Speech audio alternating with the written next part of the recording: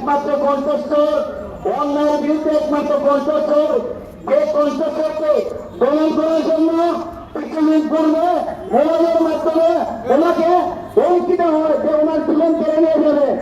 আজকে আপনারা বৈরী আবহাওয়া যে তোমার উপেক্ষা করে সোনারগাঁওবাসী যে ভালোবাসা প্রমাণ করেছেন, আমার বিশ্বাস উপরে আল্লাহ নিচে বাংলাদেশের মানুষ থাকতে ব্যারিস্টার সুমনের শরীরে এক পূজা রক্ত জ্বলবে না। বাংলাদেশের জনগণের রক্ত দিয়ে আমরা ব্যারিস্টার সুমনকে বাঁচাবো, এটা আমরা বিশ্বাস করি। ধর্মান্ত উপস্থিতি আপনারা জানেন এই ব্যারিস্টার সুমনকে আপনারা আজকে কেন বাধা ব্যবস্থা করা হচ্ছে? একটি কারণ জানেন, ব্যারিস্টার সুমন যদি বেঁচে থাকে সোনারগাঁ মাধবপুরে বিগত দিনে যে উন্নয়ন হয় নাই, এই উন্নয়ন আগামী 1 বছরে আগামী 5 বছরের উন্নয়নের মধ্যে দিয়ে তা প্রমাণ হবে। শুধু তাই নয়, আপনারা দেখেছেন আমরা অনেকে একাত্তরের মুক্তিযুদ্ধ দেখি নাই, 52 ভাষা আন্দোলন দেখি নাই, শিক্ষা আন্দোলন দেখি নাই, অনেকে বঙ্গবন্ধুকে দেখি নাই, মৌলানা ভাসানীকে দেখি নাই, সারা বাংলাকে বন্ধুত্ব দেখি নাই, কিন্তু একদম বঙ্গবন্ধুর আদর্শের প্রতিচ্ছবি ব্যারিস্টার সুমনকে দেখেছি। যে বঙ্গবন্ধুর মতো মাথা উঁচু করে বিশ্বের দরবারে তিনি অন্যায়ের বিরুদ্ধে কথা বলেছেন, শাসিত নির্বাচিত মানুষের সাথে তিনি কথা বলেছেন, সেই বঙ্গবন্ধুর প্রতিচ্ছবি হচ্ছে বাংলাদেশে ব্যারিস্টার সুমন।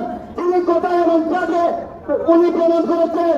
আর আমরা অনেকেই বঙ্গবন্ধুর আদর্শকে পুজো লালন করেছিল, বক্তব্যের মতো সিনেমা করেছি, কর্মের মতো সিনেমা করেছি না।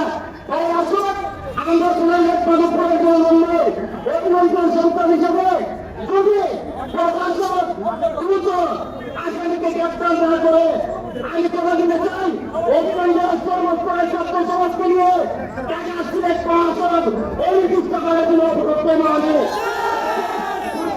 ছাত্রলীগের একজন কর্মী হিসেবে এই ব্যাপারে আমি আপনাদের সোনারগাঁওবাসীকে আমি জানিয়ে দিই কি করা যায়। এই যে আমরা প্রতি সপ্তাহে প্রলাপ করবো, আমরা যদি ব্যারিস্টার সুমনের মতো মানুষকে ধরে না রাখতে পারি, এটা আমাদের ব্যর্থতা। আমার একটা অনুরোধ, আপনারা যেমন প্রস্তার হয়েছেন, জাগ্রত হয়েছেন, আপনাদের কাছে আমার একটা অনুরোধ, ব্যারিস্টার সুমনকে বাঁচিয়ে রাখার জন্য যা যা করা আমরা তোমাকে বাকি করবো। আমি বেশি কথা সাধারণত বলি না, তবে একটা কথা বলি যে ব্যারিস্টার সুমনের মতো আরেকটা এমপি সারা বাংলাদেশে কোথাও নাই। এই যে এমপি, আমি গেছিলাম আপনার ওই চরমনায়, আমি বসছি, একটা ছেলে বলে যে আঙ্কেল আপনার বাড়ি কোথায়? আমি বলছি হবিগঞ্জ। হবিগঞ্জে কোন জায়গায়? আমি বলছি চুনাঘাট। ব্যারিস্টার সুমন ছিলেন? আমি বলছি আমারও থাকি না। চরমনায় বলেন আর বাংলাদেশ যে কোনো জায়গায় বলেন, আমি ঢাকায় কোনো ব্যাংকে গেলাম, আঙ্কেল আপনার বাড়ি কোথায়? আমি হবিগঞ্জ, সুমন এলাকা। এই যে একটা পরিস্থিতি, সোনারগাঁকে দিয়ে আমার পরিচিত করতে হবে না, ব্যারিস্টার সুমনে দিয়ে আমি পরিচিত হতে পারি। আমি আমার দেশের মানুষের কাছে, সোনারগাঁয়ের মানুষ অত্যন্ত দরদ দিয়ে ব্যারিস্টার সুমনকে এমপি বানিয়েছে, আমাকে উপজেলা চেয়ারম্যান বানিয়েছে। আমি দেশবাসীর কাছে একটা চাইবো, সুমনের জন্য যত রকমের আন্দোলন করা লাগবে আমি তোমাদের সাথে আছি। আমার যে জুনিয়র ছেলেরা আছে